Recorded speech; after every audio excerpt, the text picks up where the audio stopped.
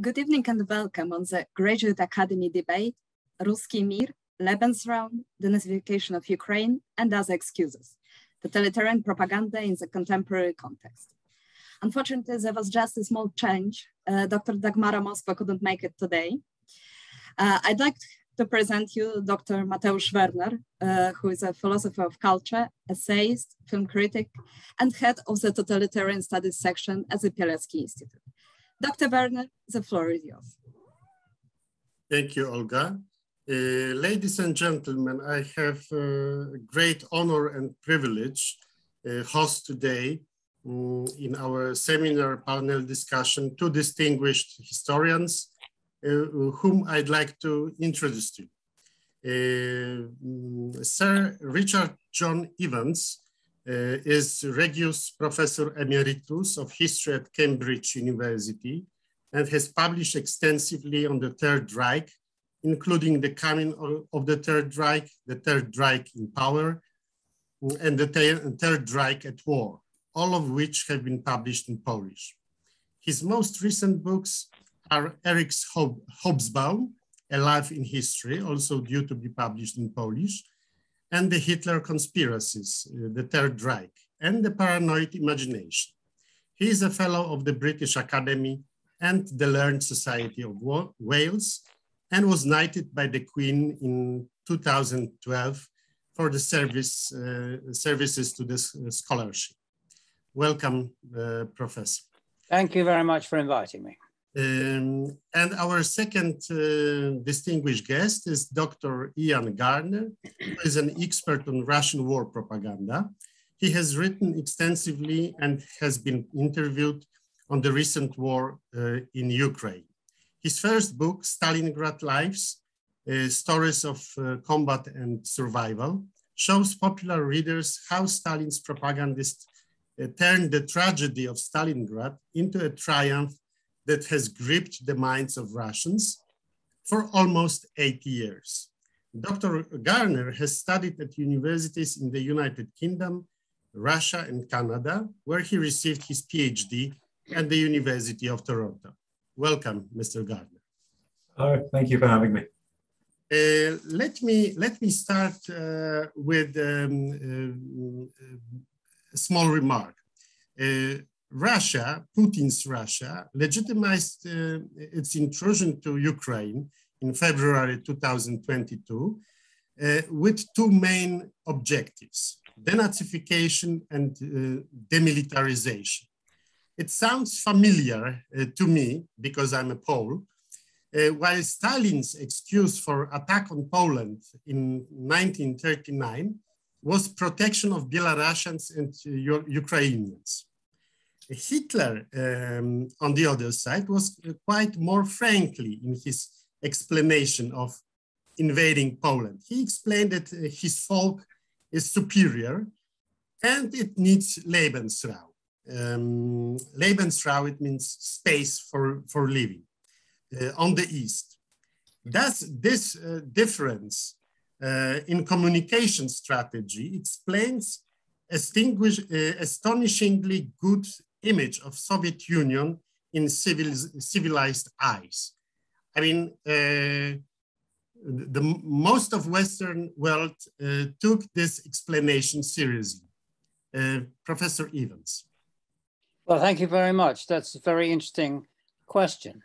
The priority, I think, for Britain in particular, and then later in World War II, America, was to defeat Hitler. And as Churchill, Winston Churchill, the wartime leader of the United Kingdom, said, in order to defeat Hitler, he would gladly sup with the devil. He was not a pro-Soviet. He was a conservative and he was very much opposed to the Soviet Union. But in his view, Hitler posed the greater threat to world peace. And there's an obvious reason for this, because Hitler, hard it is to believe, but Hitler wanted first to conquer the world, not just Europe, but the whole world. There are speeches that he delivered particularly one in 1930, which I've read recently, that said the 19th century division of the world, the so-called scramble for Africa and colonies in the 1880s, was unfortunate because Germany missed out. Germany did not really share in it. But this time, he says, in the 20th century, in the new division of the world, Germany will be the world leader. He actually used the word world domination, Weltherrschaft. So, and for Hitler also, war was a perpetual war, everlasting war, was the way in which a race, because he was fundamentally thinking in terms of race, could stay supreme in the struggle for survival of the fittest between races. And that's how he saw it. Now, Stalin was different. Stalin already in the early 1930s abandoned the idea of communism spreading across the world. He said, we shall have socialism in one country. And what he wanted was security. He was a kind of paranoid dictator who wanted to surround the Soviet Union with a kind of series of buffer states, including, of course, Poland. And he did not think in terms of race. He thought in terms of class. So that's a crucial distinction. And you see that in when he invaded Poland, the eastern third of Poland in 1939, the Nazis took the western two-thirds. Stalin, of course, committed terrible atrocities. He arrested thousands of Poles. He sent many to Siberia. He launched an attack on the Polish upper classes. He thought of this as a kind of class warfare. So there's a very big difference.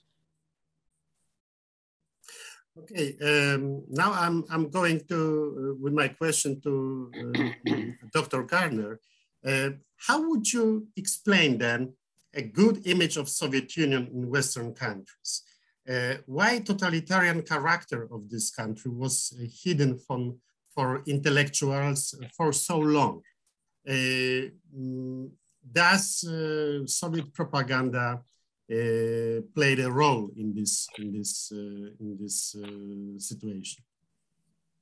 Absolutely, and I think if you look at François Fouret's The Passing of an Illusion, this is the work par excellence that exposes, I think, the complicity of the left and the center left in particular in essentially propagandizing naively for the Soviet state for decades really. And we can find the origins of that, of course, ideologically early on when the Bolshevik Revolution happened. But I think given the time period we're talking about, a particularly notable kind of incident might be the visitation, for example, of writers like André Gide to the Soviet Union, where he was shown, I believe it was Gide that was shown the prison camp, the Gulag on Solovki, the island in the north of Russia.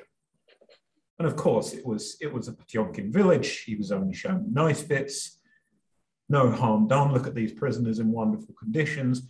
We really are reforming them. We're remaking these people and turning them from their bad ways into something that's good. And I think we see echoes of that today. I mean, if you want to get onto the topic of the sort of the comparative elements of the debate,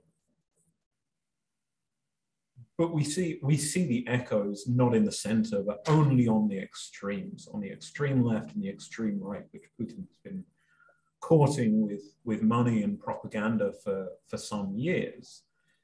And of course, a number of people that are working for big media outlets. Tucker Carlson is the obvious one, who seem, in my kindest rendition, seems sympathetic, at least to the idea of what he would term just asking questions about what's really going on. And when we look at the way that totalitarian governments operate, It's the fragmentation of opinion, the creating of doubt within the individual, the hammering down that gives the totalitarian regime the opportunity to pour its own words and ideas into the individual. And so by just asking questions, by creating doubts, these sorts of fellow travelers, if you want to use that term, create the opportunity for regimes like Putin's, like Stalin's, indeed like Hitler's, to have some sort of they have an opportunity to create something that is much more concrete, shall we say. But how would you explain the phenomenon that the Goebbels and Nazi propaganda was so much less efficient in creating this sympathetic image? Leni Riefenstahl traveled to Hollywood in 1938 with her marvelous Olympia film, and she didn't succeed. Only Walt Disney was charmed by her work and her personality. So how would you explain that this famous Goebbels propaganda was actually not working, and Stalin's propaganda worked so well? Well, if I can come in there, I don't think Stalin's propaganda did work well. I think it's wrong to say that Western countries had a positive view of Stalin's Russia and post-Stalin Russia. You only have to think of the McCarthyite era in America, the panic fear in the Cold War in the West of communism and communists, the purges of Hollywood, of intellectuals, the clampdown on freedom of opinion about communism. So it's a constantly changing picture. But it's where I think I do agree is that on the extreme left, there was a lot of sympathy for the Soviet Union all the way through. And these are precisely the people who, of course, suffered from McCarthyism in the Cold War. As you mentioned, I've just, I published a couple of years ago a biography of the great historian Eric Hobsbawm, who was a communist and was a strong supporter of the Soviet Union all the way through. Although when he actually went to the Soviet Union, he very quickly saw it wasn't the paradise he imagined it was, but still he believed in what you might call communism with a small c. So I think it's a changing picture. And also, I don't think it's correct to call Putin a totalitarian. He is a dictator, but and his use of propaganda is extremely interesting. And I agree with what Ian Garner said about that. You can look in British politics at Jeremy Corbyn, for example, who was briefly, thank goodness, a Labour Party leader, who, with other people on the Labour left, has been very sympathetic to Putin and to Russia and opposes the use of the support of Ukrainians. And that's a kind of counterpart to Tucker Carlson, Trump, and the American right. But the great mass of opinion, I think, is in Britain is, I think, more united in its condemnation of Putin's invasion than it's ever been on any issue, pretty much since World War II. Totalitarianism was an attempt to make a new kind of human being, to control people, whether it's in Nazi Germany or fascist Italy or communist Russia, to have total control over people's lives and to fashion the new Soviet man or the new fascist or the new German, to really, really remake people. That's not the case with Putin. In most respects, politically, is very conservative, linked to oligarchs, to capitalists, and in a sense is not trying to do that. His regime is not a dynamic, constantly changing one like Nazi Germany or fascist Italy. So I think there are distinctions to be made there. Thank you very much. I would like to mention that during McCarthyism in early 50s, late 40s, early 50s, you had Le Temps Moderne in France, led by Jean-Paul Sartre. Le Temps Moderne, Le Temps Moderne. The most popular literary periodical, extremely popular among students and left intellectuals, which supported the Soviet Union totally. So if we say West, we should always remember what West we are talking about. Absolutely. Because as you said, there are differences. Well, there's never been, I mean, in France and Italy in the 50s, there were mass communist parties which supported the Soviet Union. Unlike in America, where there's never even been a socialist party. It's a completely different society, but that's America, of course, is the leading power in the West and was able to have a great influence on official government policies towards communism in France, Italy, and other countries. Yeah, can I leap in on the question of Putin being a totalitarian? Because I think Professor Evans said something that's important, and that is, he's not a totalitarian. I agree. But he has totalitarian urges. What he lacks, as you rightly know, is he lacks a project. He lacks the dynamism. He lacks a direction. The entire project of the last 20 whatever it is years of Putin's regime has really always lacked a clear vision of where the country is going. There was a brief flowering in the late 2000s, early 2010s of the idea that, you know, it was going to become this sort of strange capitalist state where at least middle-class people, well, normal people could become middle-class and would get access to iPhones and all sorts of shiny goodies and trips abroad. But that pact pretty quickly disappeared after Crimea, right? And so what has the government done since then? It clearly wishes that it was totalitarian. And I think it is almost a fascist regime in the way that it behaves. And yet it lacks a really big project of national renewal. And it lacks a big project of individual renewal. And it lacks a project of remaking or creating a new man or a new person. Instead, what it has is negation. And right now we're seeing that manifested in a sort of the uber negation, in that the state's sole raison d'etre seems to be, if we can't have capitalist bonanza going on, then we will simply destroy the other. But there's no sense of what comes on the other side. What comes after destroying the other? And this leads them down a very dangerous road, because if you read Roger Griffin on fascism, he says that the danger is that, well, the fascist state is always going to have to sort of come back to this period of instability because it thrives on destruction. And so it can never consume enough destruction, almost. This is a bit of a, I haven't read this for a while, so this is a pretty raw recollection of it. So where does the state go from here, even if it succeeds, purely hypothetically, in completely erasing Ukraine, all trace of it culturally and all Ukrainians?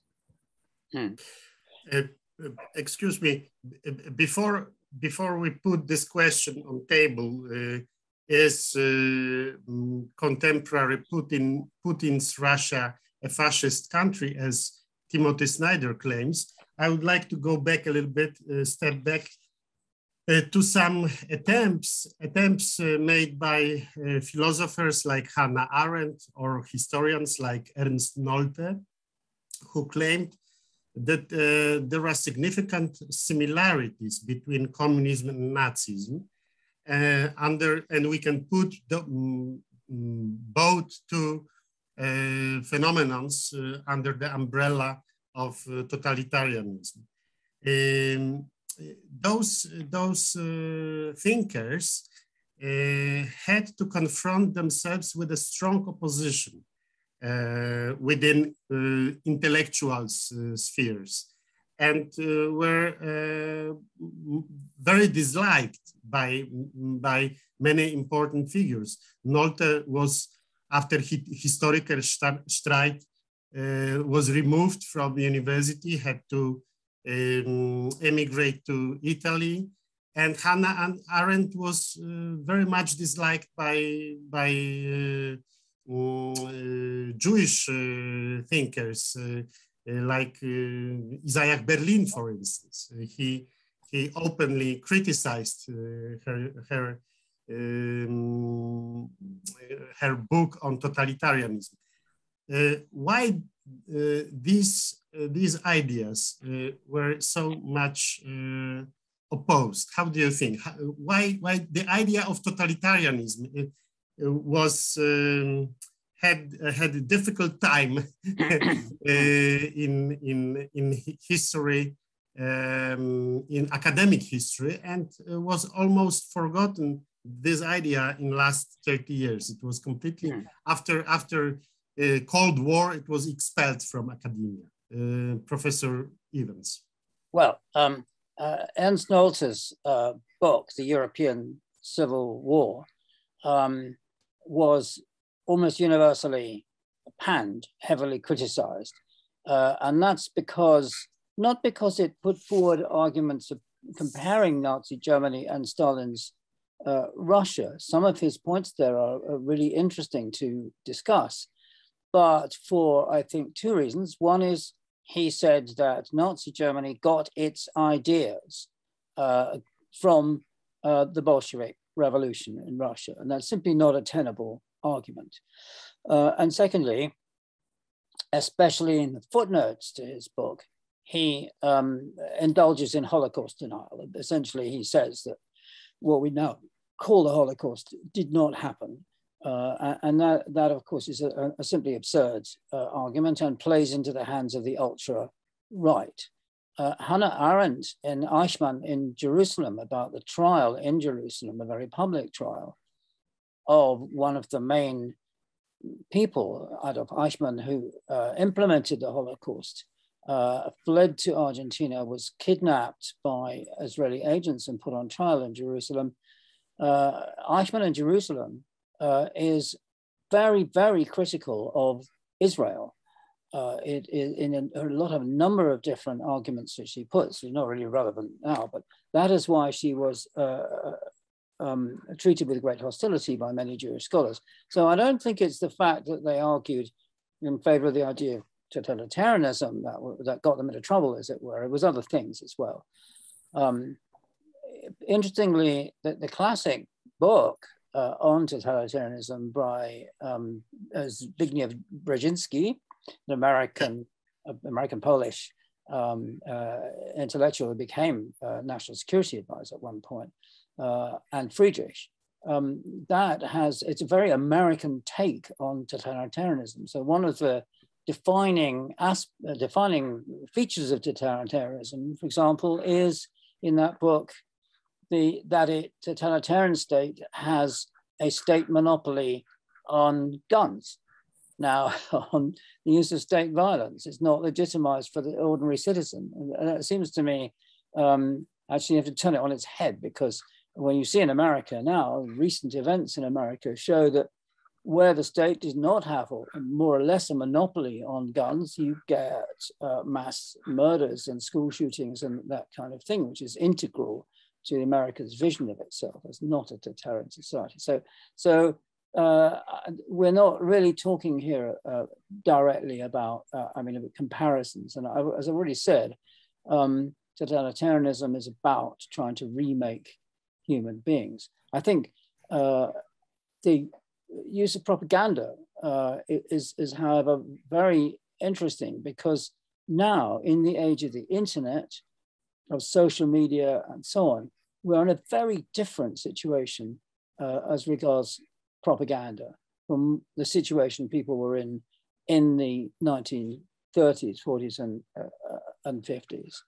And I think that's a very important aspect of Putin's regime is, compared to Joseph Goebbels, the Nazi propaganda chief, he was a kind of, he was just an apprentice, really, if you look at the kind of stuff that's pumped out now, both by the Putin regime and by the American Republican right wing. The sheer disregard for any standards of truth is now is quite extraordinary and unprecedented. If you look at Goebbels or if you look at Stalin's propaganda, yes, there were, of course, inventions. Think of the show trials and the purges in Soviet Russia, or you think of the anti-Semitism of Nazi German propaganda.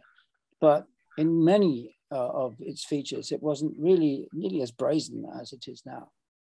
And that, I think, is a feature of the internet. There's a lot of reasons why, but that seems to be a big problem. There's the internet, the social media. There are also, I think, in the intellectual university world, the discrediting of the idea of truth, or that you can get at truth, the raising of subjectivity to a fundamental principle of discourse. And I think that's something that is very worrying. Dr. Garner, and what about American universities? Is this term totalitarianism in favor of American scholars, or it's forgotten? No, I think I would second most of what Professor Evans said, that the focus nowadays is on subjectivity and individuals, postmodernist sort of constructions of truth, rather than on these sort of grand sweeping big histories with a capital B and a capital H, the kind of Arendt and Nolte style works. And I actually think, I disagree that the raising of subjectivity is problematic in that regard, because I think it casts an interesting perspective on how individuals, in particular in Russia, but again in America in the far right, and what the Republican Party is doing, how individuals are able to construct realities for themselves, using social media, essentially bubbling themselves off from the world and living really in their own reality, and finding what they choose to find, and rejecting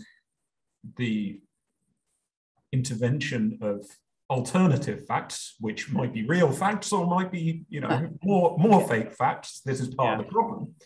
And in a sense, this is the authoritarian government's dream, right? Because not only do you have people who will be willing to live in this reality and who may not accept the existence of an alternative reality in principle, but also it is much easier to divide people off. And we've seen the Putin government doing that very effectively in the last couple of years by essentially conquering the social media channels of some of the opposition movements and rendering them smaller and smaller and smaller until they are just fragmentary and almost esoteric in their sort of futility. And I don't mean that the effort is futile, the attempt at trying is futile, but the results don't add up to much right now. Again to you, Dr. Garner, next questions. How do you think, why President Putin was so widely accepted as a political figure in Western world after war in Chechnya, war in Georgia, Syria, after war in Ukraine of 2014? Was it because efficiency of his propaganda, Russia Today and other tools, or was it rather corruption or lack of knowledge, intellectual weakness of Western society? Well, I think certainly last point we can discount pretty quickly. Everybody was aware very quickly of who Putin was and what he was up to, in particular in Chechnya. And as to the other two factors, was it influence and propaganda? Well, somewhat, and we know about the soft power. If you read Catherine Belton's book, Putin's People, I think is the name, which is all about the influence of Russian money in London and Roman Abramovich.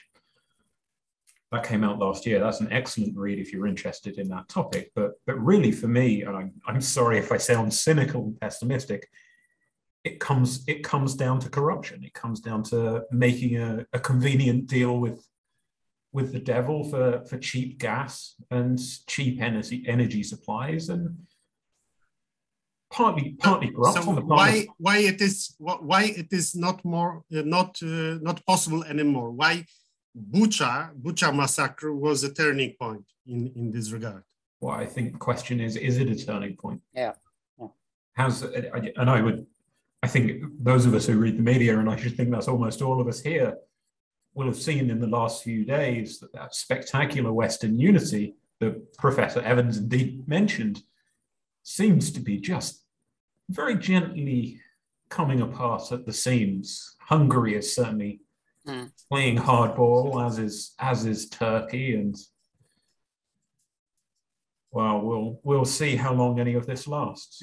Sorry, I sound very pessimistic, but that's what the experience of the last 20 years should have taught us.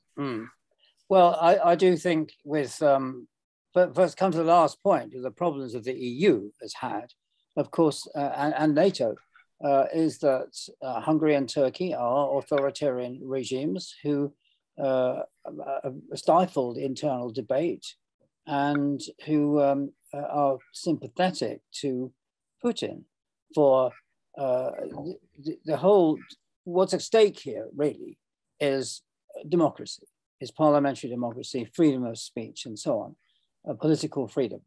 And perhaps surprisingly, Ukraine has become now the real touchstone of that. It is a fight for democracy. And of course, that worries authoritarian leaders like Putin, Erdogan, and the Viktor Orban. So to my view is that the EU has been far too soft on Viktor Orban, who systematically destroyed Hungarian democracy in the last 10, 15 years. But it's proved paralyzed in trying to deal with them. And even now, it's proving very difficult. Yeah, you are right talking about Orban, of course, and Erdogan, but it was Angela Merkel who signed the deal with Putin about gas pipeline, Nord Stream 2. And it was Gerhard Schröder, former chancellor, who became a member of Gazprom board. And it was Obama and Bush who twice made a reset towards Putin's regime, knowing perfectly who the guy is. So it is not just Orban. Orban is a head of a small country, 10 million people, and Angela Merkel is a world power, and she gave the protection for Putin's regime. Yeah, she dealt with him. Well, I've never seen two politicians whose reputation has plummeted and fallen quite so fast as Merkel and Schröder, particularly Schröder. But both of these had, as it were, historically speaking, a desire to work with Russia. So Merkel, you have to remember, speaks Russian just because she grew up in East Germany, in communist East Germany, just as Putin, who was there as a KGB officer, speaks German. And so they got on a personal level. And of course, the point of getting cheap energy for Germany was irresistible. Schröder is an example of a social democratic tradition originally Western Germany, that goes back to Willy Brandt and Helmut Schmidt and their Ostpolitik, their idea, a very good one, fundamentally, of trying to end the Cold War and build better relations with Russia. And that you can see the influence on German policies towards Russia of a lingering but still strong feeling of guilt about Nazism. So there's been a recent letter public letter from a number of German intellectuals saying that Germany should not be supporting Ukraine with weapons. And those intellectuals are almost all over 60. They're people who grew up in the Cold War and saw building good relations with Russia as a very important political step. The younger generation of intellectuals, I think, has a very different view. Yeah, you are right. Now we are coming to the main point, talking point. This question, what to do with fascism term? Because Putin says that President Zelensky, who is a Jew, is a fascist, is a Nazi, and he wants to denazificate him. But on the other hand, Professor Timothy Snyder, distinguished American historian who contributed beautiful book, Bloodlands, and he proved that he understands the perspective of Eastern European. He says he published on 19 May in the New York Times an essay in which he claimed that Putinism is a pure fascism. So we have Putin accusing Zelensky of fascism, and we have Tim Snyder accusing Putin's Russia of being a fascist country. What do you think about such comparisons? Does it make any sense to you, Professor Evans?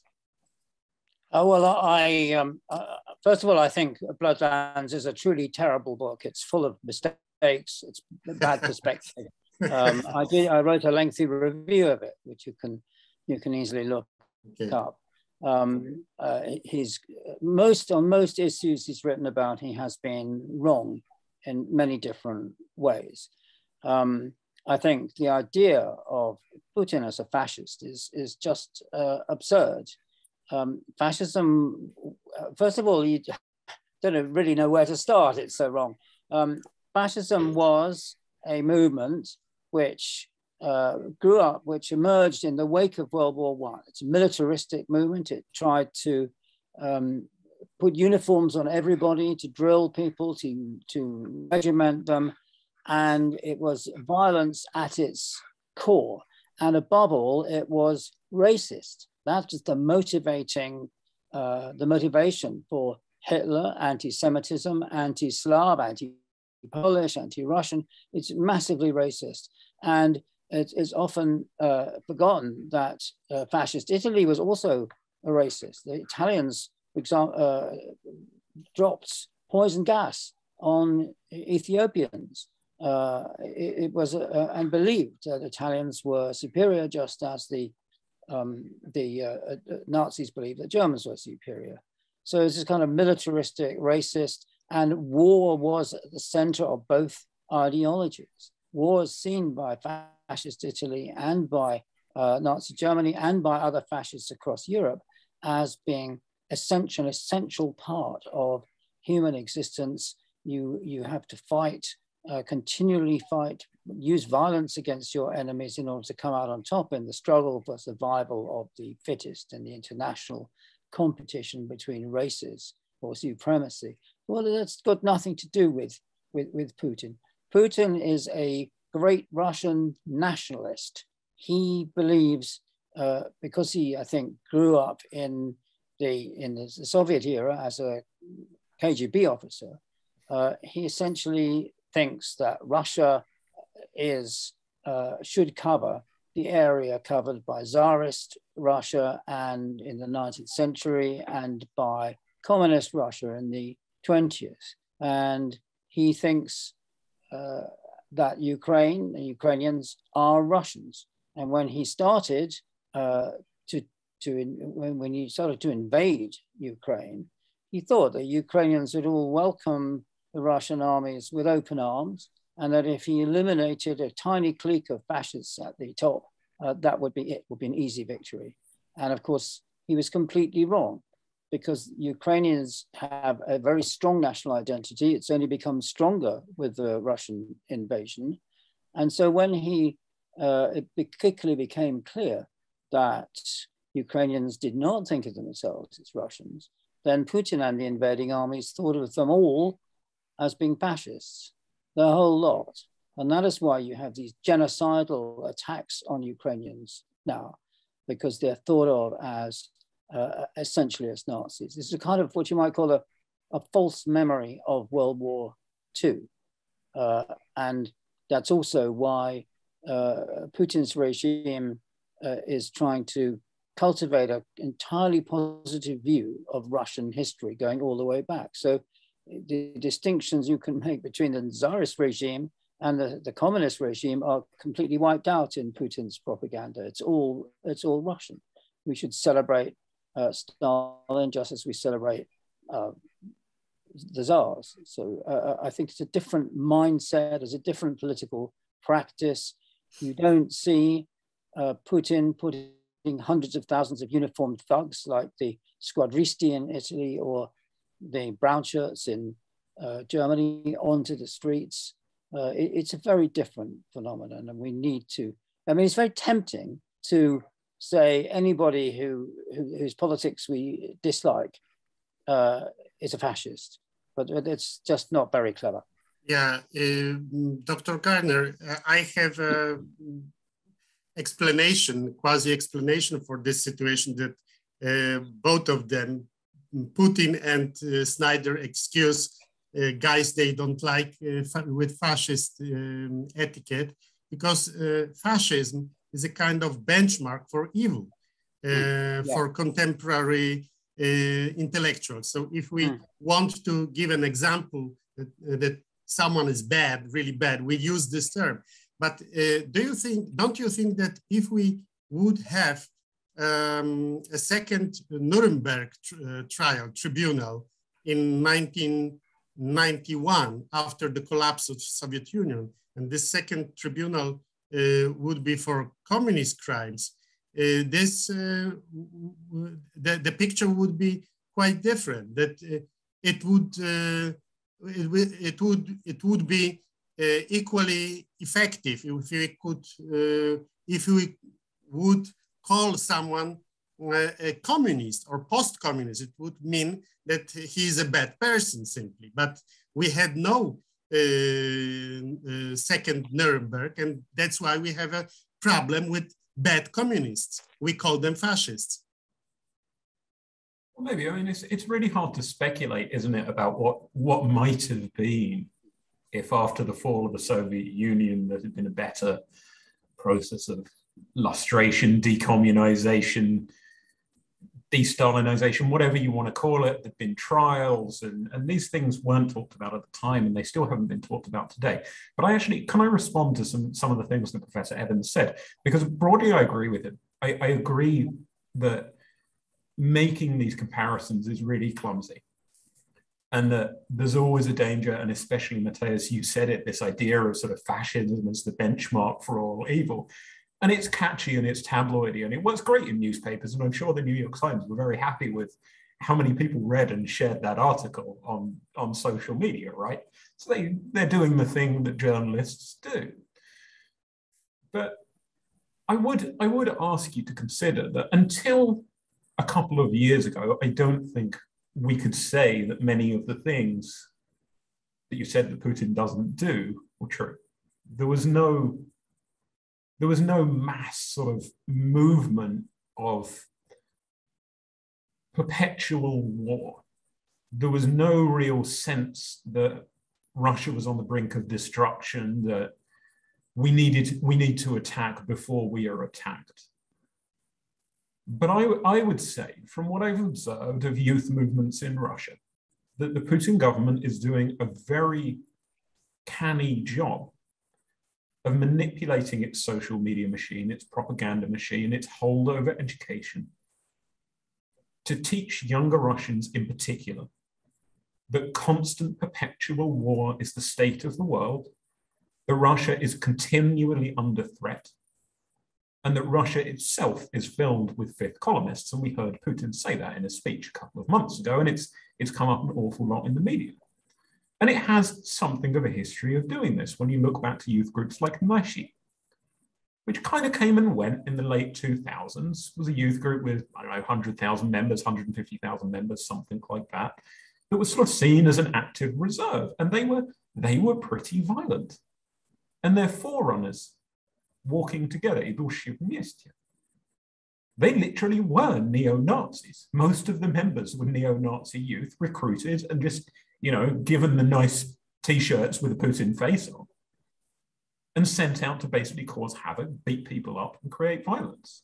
But now we're seeing those groups that were always somewhat on the peripheries of state power. We're seeing those groups drawn into the center of state power. If you look at groups like Unarmia today, which has 1 million members, it was founded by Shoigu, the defense minister. Kids are being taught to use guns. Kids are being dressed in uniforms. Kids are being taught that to be Russian, to be a citizen, is to wage war against the world because the world is waging war against you. And whether you call it fascist or not doesn't really matter to me, right? Maybe it is, maybe it isn't, and I totally buy your argument that it's a dangerous word to use.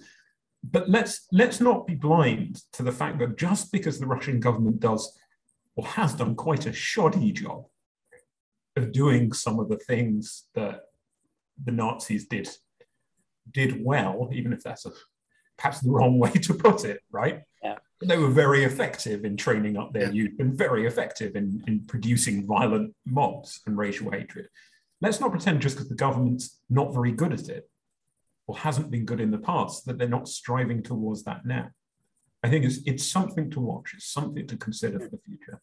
Well, that's very interesting. And of course, it throws a very ironic light on Putin's claim that Ukraine is fascist when they're actually more fascists in Russia. I mean, there is a difference because the Nazis came to power not least through the mass mobilization of a violent youth movement, the brown shirts. So there were 2.5 million brown shirts on the streets at the time when Hitler was coming to power in the early 1930s. So the Russians have got some way to go, but the difference is that, of course, in Russia, it's state-sponsored. And that is, Putin came to power rather like Stalin, from within the bureaucracy. He didn't come to power like Hitler and Mussolini did by a mass mobilization of supporters. Yeah.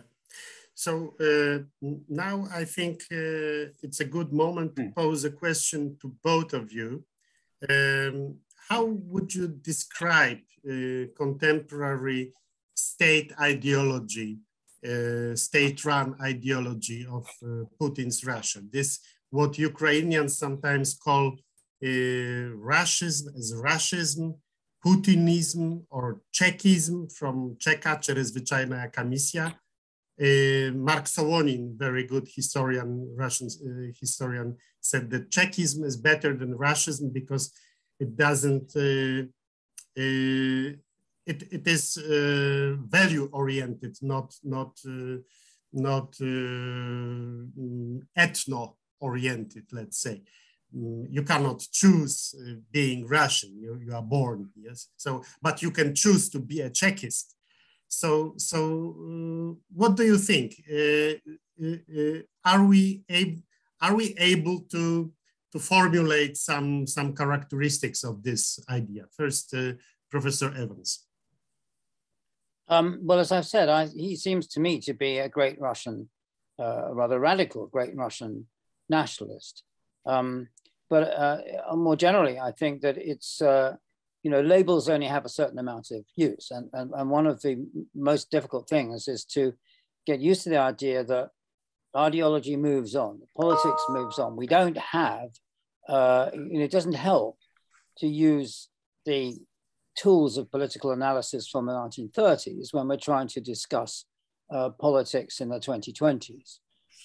So I'm with Ian Garner on that. Fascism only has a certain kind of utility, and perhaps it can be very counterproductive in trying to understand what is going on. We do have an authoritarian government, a dictatorship in Russia, and it is using quite sophisticated methods to get the Russian people behind it and to suppress opposition. And we have to look at the way that propaganda is disseminated through social media, through the government, through all kinds of institutions, and oppositional ideas and discourses are suppressed. And I don't think we've got very far in doing that. Dr. Garner. I mean, I pretty much would just second everything that Professor Evans says. The terms only go so far. And I think as interesting as this debate is, and I think it's a debate that is important for historians to have publicly because the media is so focused in that sort of slash-fic tabloid way and getting people's attention, dropping these terms. You know, in particular, the term Russism, I hate, and the sooner we see the better at the back of that, the better.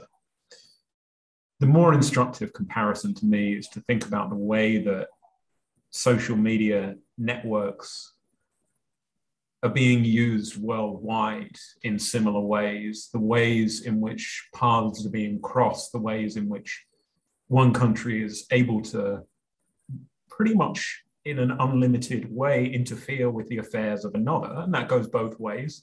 Russia is doing it to us, and we know that Western countries are attempting to do it back to Russia, even though it's hard, and they seem to be behind the curve on it, shall we say. It's more interesting to think about the position of democracy across the world today and to compare, for example, America with Russia, which is a very difficult comparison to make and very hot political football, especially in the States. And to think about, you know, I'm sitting in provincial Canada and we've just had the Freedom Convoy, right? Yeah. If anyone was following that, and Canada thought that it was immune from this stuff until January. Mm. And now I can see past my office window, you know, within the last couple of days, I've seen people driving trucks with big Freedom, screw Trudeau. It didn't say screw, it said something worse than that. And, you know, all this stuff is just trickling and rolling and splashing back and forth between borders. If we need terms at all, we need to think up new terms, new definitions, new buckets to put this stuff into, and not focus so much on these benchmarks of evil from the past. Yeah. But do you think, generally speaking, that ideology matters in contemporary Russia, or is it just second-hand justification for the main motivation of the political action? It means power grabbing and more power grabbing, because you could easily describe Nazi regime during Hitler regime and Goebbels regime also as a gang which didn't believe in anything, and the whole Nazi ideology was a very poor, elaborated bunch of semi-thoughts, and nobody really believed in it, but everyone benefited from it, from the circle of power. But we know that big brains like Theodor Adorno made a big effort in order to understand what actually Nazism means.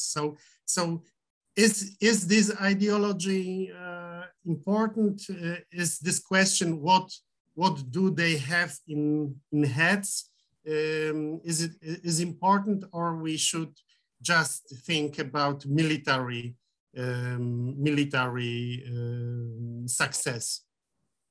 Well, of course, that reminds me of a very entertaining movie made by the American government at the beginning in the Second World War, for American troops, called The Hitler Gang, in which tries to give the history of the Nazi party and its leadership in the style of a Hollywood gangster movie. And it seems it's very funny because they have lookalikes, and it's a rather absurd film. The idea you described, that Nazism was about power and not about ideology, is of course central to Alan Bullock's great biography, the first biography of Hitler really from the early 50s. But that was pretty quickly overtaken by other historians, by Hugh Trevor Roper in particular, who pointed out that Nazism was ideological, that there were central beliefs in it. Lebensraum, which we mentioned, the idea that the Germans should occupy the whole of Eastern Europe and settle it and use it for grain supplies and food supplies in order to continue with the war and launch and spread it further. And incidentally, this next month, June, is the 80th anniversary of the so-called Generalplan Ost, the general plan for the East, which envisaged the extermination of up to 45 million Poles, Belarusians, Russians, Estonians, Latvians, Lithuanians, and so on, over a period of 30 years to make way for German settlers. And we mustn't forget that terrible though Russia's policies, the Russia's treatment of Poles and Ukrainians was, it pales by comparison to the general plan for the East, which fortunately was never implemented. And then there's anti-Semitism, which again is even more central to Nazi ideology. This idea that the Jews were a world conspiracy to destroy civilization, and that therefore the Jews should be destroyed themselves. Those are the two central elements ever since Eberhard Jäckel, the German historian, wrote a book about Hitler's ideology, and I think that's generally accepted. And that, of course, is one reason why the idea of totalitarianism, a comparison of Stalin and Hitler, faded, because of the very different ideologies that the two men had and the two regimes had. Dr. Garner? I mean, this question of power versus ideology, I mean, that was a great outline of the difficulties and the historical controversies. But I think today, when you look at Russia, we spend a lot of time, and today we've spent a lot of time talking about Putin and guessing at what Putin might think. And maybe he is a nationalist, maybe he is more ideologically persuaded. And I know there are a number of people who would say over the last 10 years he's developed this sort of ideology that he may believe. But what's more important to me, and sorry, Professor Evans, you're going to hate this because this is all about subjectivity and performativity.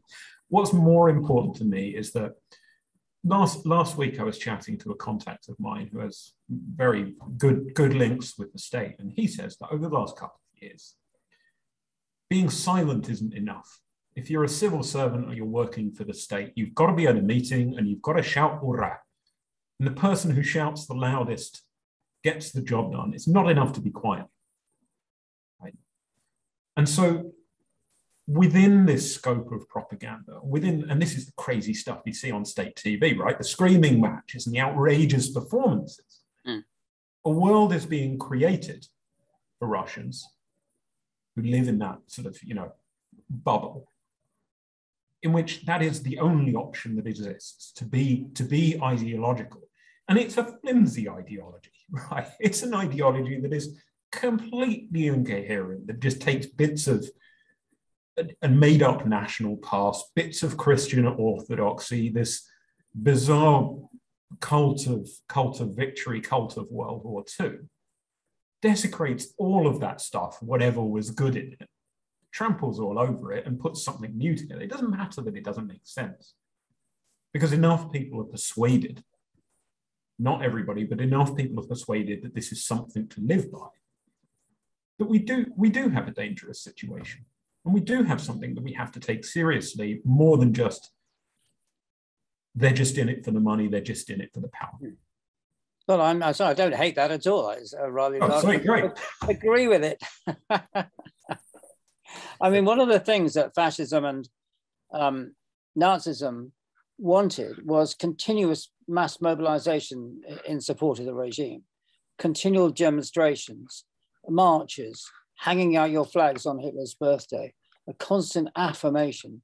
And I think, as you described it, you can see the beginnings of that in Russia, but it's got a very, very long way to go. I think Putin and the current regime are more happy if people just stay quiet. Okay, thank you very much. I think we can start the second part of our meeting. We got some interesting questions from our audience. There are more than 30 attendees of our meeting. And I will start with the question of Mr. Ben Rifkin. And I quote, for those interested in the Soviet deception of writers and other intellectuals, Marina Golodowskaya documentary film Solovki Power details the visit of Maxim Gorky to the Solovki prison camp, including some found documentary footage of the Gorky visit. So this is not a question. Yeah. I got mixed up. It was Gide visited, but Gorky went to Solovki, and they tricked Gorky into thinking that it was just a wonderful place to be. Yeah, yeah. I think Solzhenitsyn describes the visit of President Roosevelt's wife in some concentration camp. She also was captured by this deception. The second comment or question from Mr. Rifkin: how do Sir Richard and Dr. Garner view the history of the past 20 years in the Russian Federation? Do they view Stalin as a model for Putin's governing practices? If not, why? If so, was Putin always bent on recreating a Stalinist society, but did so gradually? If that was the case, what were the signs that we in the West missed in the first decade or so of Putin's rule? Or did Putin evolve to favor such an approach? And if so, what factors do you think might have led him to the path? Very, very fine, refined question. I think very, very. Who would like to start? Well, it's not for me. That's for you, I think. It's a big question. Hello, Ben. Yeah. Thank you for putting me such a big question. I mean, you'll know some of my answers to this already, but the attitude seems to be amongst many that he was a functionary and a sort of nationalist who was ambitious, but almost kicked into power at the end of 1999 and didn't seem to believe much at all for the first 12 years of his rule. Became increasingly mistrustful of the West, especially in around Georgia. Seemed to be very frustrated with some of the things that happened there, and I'm not sure to what extent his frustrations were justified or not. I'll leave that question for another day because it's a big one. But I think we see the market change in 2012 when he stood for re-election and made a series of sort of odd sort of spiritual nationalist speeches that were also published as newspaper articles. And there, I think, is the real evolution where he was going to become a hardliner. However, I've recently been going back because I'm working on a new book about this, and I've gone back to some of the early speeches and some of his early comments, and it's always easy to find things in hindsight, isn't it, and say, well, this proves my point. But I do think these urges, these tendencies were always there in the things that Putin was publicly saying, and that the West was very eager to take him at face value and not read between the lines at all. And so when you go back to look at 2000, when he said that, well, we could join NATO one day, and that was very widely reported at the time and is often quoted now. Well, he also accompanied it with a comment, and I apologize, I can't remember the quote exactly, that pretty clearly said, as long as you don't mess with our Russian traditions. And well, that's a pretty capacious discursive space, isn't it?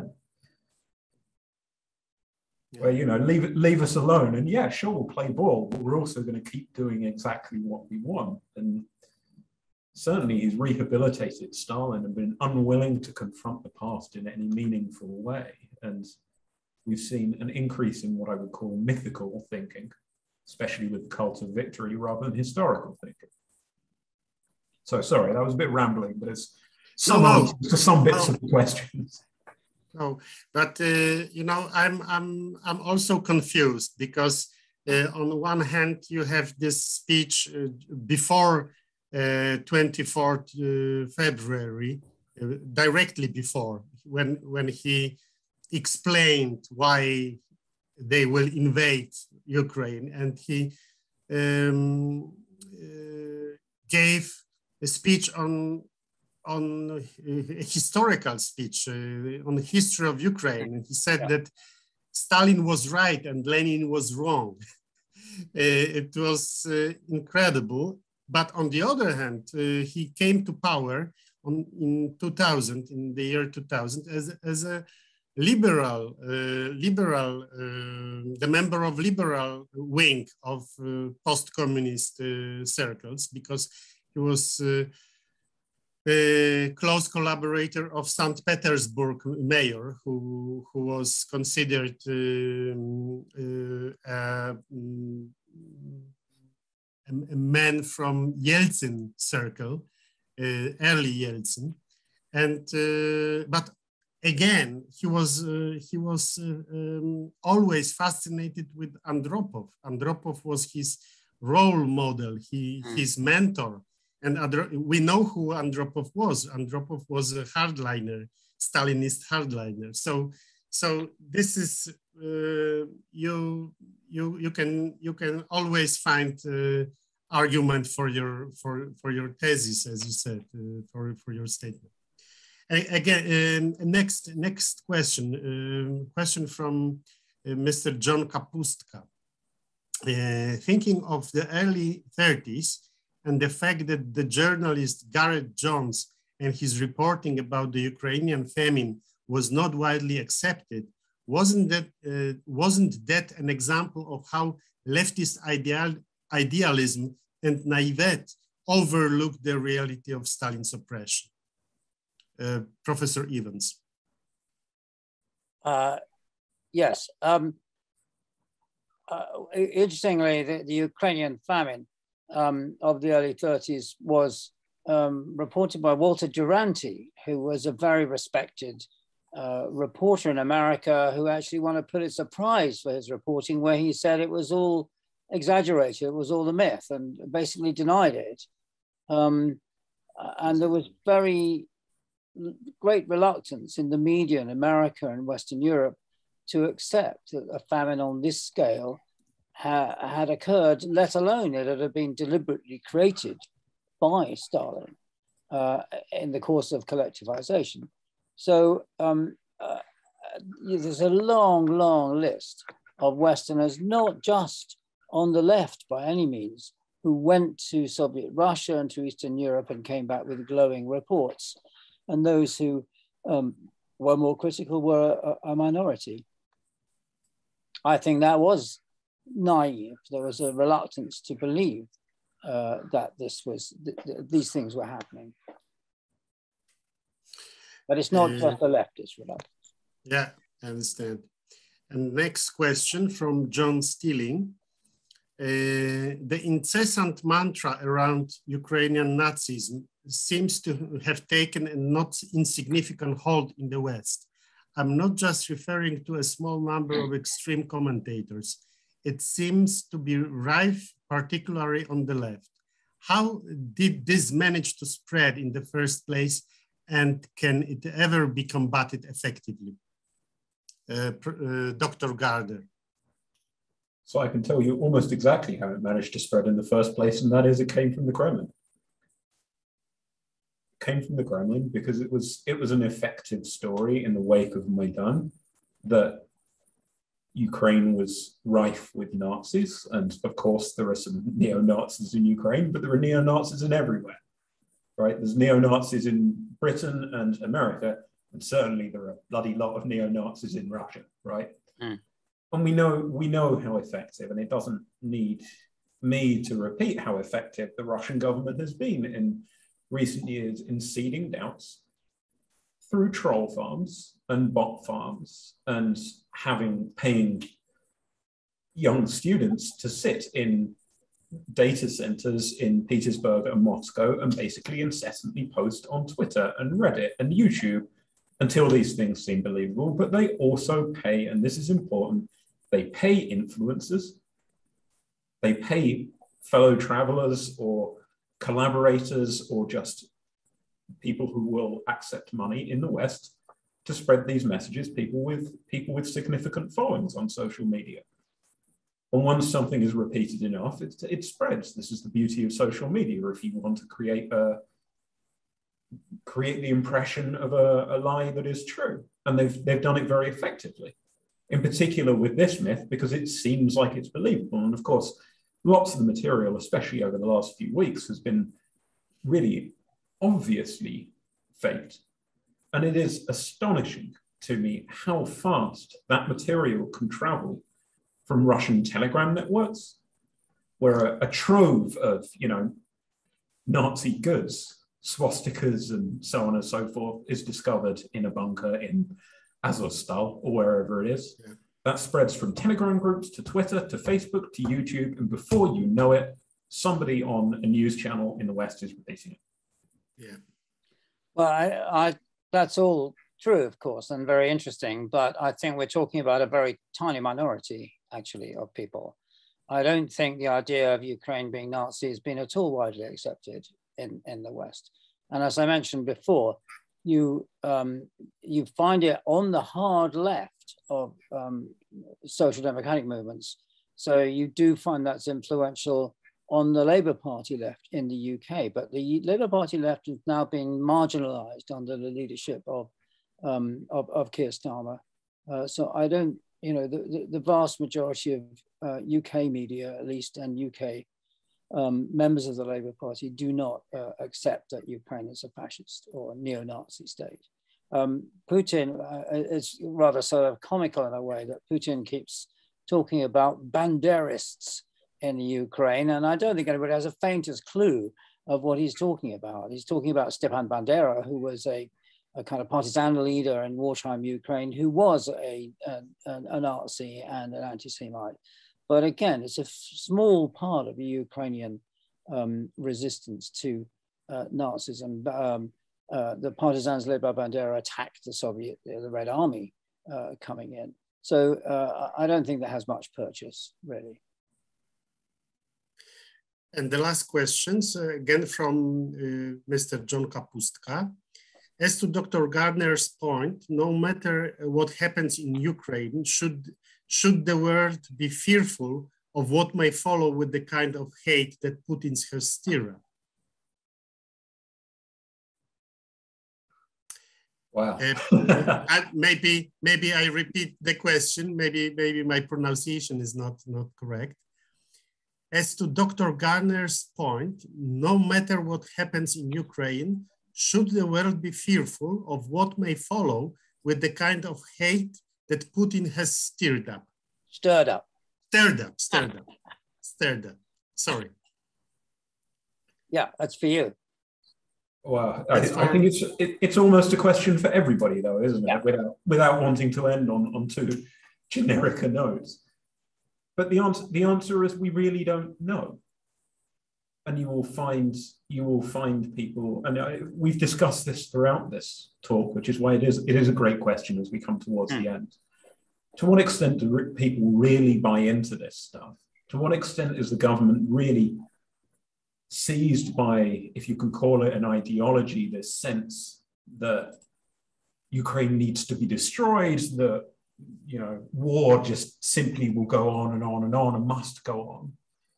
We really don't know. Or to what extent will Putin be happy with seizing back Ukraine and basically happily dying at some point, which is going to happen fairly soon, maybe very soon if you believe the tabloid rumors, which I don't, by the way. Well, I think we should be worried. We're in a world where a very large proportion of the US population believes that Trump did not lose the last presidential election.